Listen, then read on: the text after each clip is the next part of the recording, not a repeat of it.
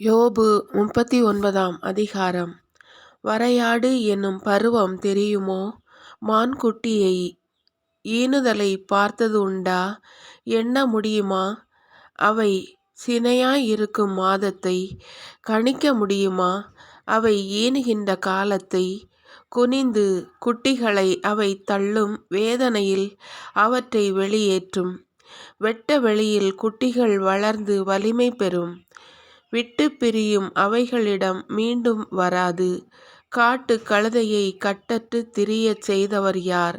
கழுதையின் கட்டுகளை அவிழ்த்தவர் யார்? பாலை நிலத்தை அதற்கு வீடாக்கினேன். உவர் நிலத்தை அதற்கு உறைவிடமாக்கினேன். நகர அமளியை அது நகைக்கும். ஓட்டுவோன் அதட்டலுக்கும் செவிகொடாது. குன்றுகள் எங்கும் தேடும் மேய்ச்சலை. பசுமை அனைத்தையும் நாடி அலையும். காட்டெருமை உனக்கு ஊழியம் செய்ய விரும்புமா? உன் தொழுவத்தில் ஓர் இரவேனும் தங்குமா? காட்டெருமையை கலப்பையில் பூட்டி உழுதிடுவாயோ? பள்ளத்தாக்கில் பரம்படிக்க அது உன் பின்னே வருமோ?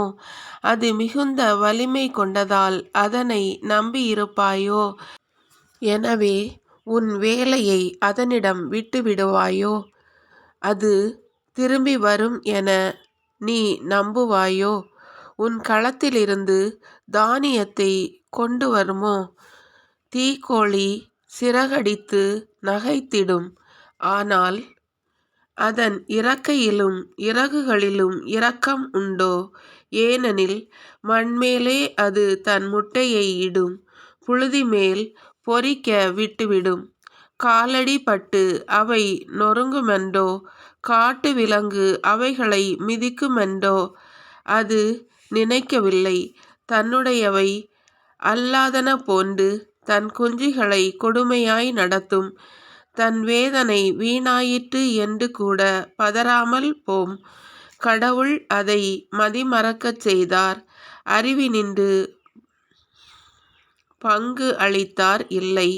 விரித்து சிறகடித்து எழும்பொழுது பரியோடு அது வீரனையும் பரிகசிக்குமே. குதிரைக்கு வலிமை கொடுத்தது நீயோ?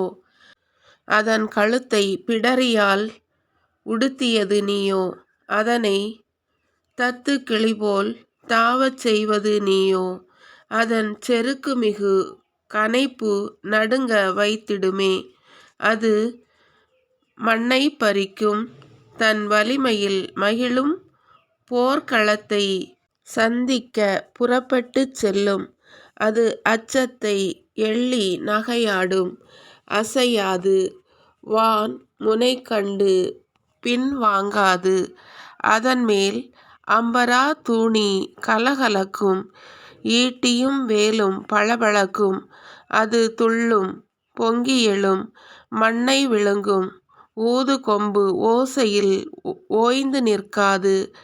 எக்காளம் முழங்கும் போதெல்லாம் ஐ ஈ என்னும் தளபதிகளின் இடி முழக்கத்தையும் இரைச்சலையும் அப்பால் போரினையும் இப்பாலே மோப்பம் பிடிக்கும்.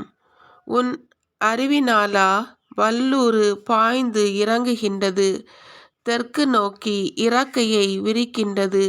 உன் கட்டளையாலா கழுகு பறந்து ஏறுகின்றது. உயர்ந்த இடத்தில் தன் உறைவிடத்தை கட்டுகின்றது. பாறை உச்சியில் கூடு கட்டி தங்குகின்றது. செங்குத்து பாறையை அரணாக கொண்டுள்ளது.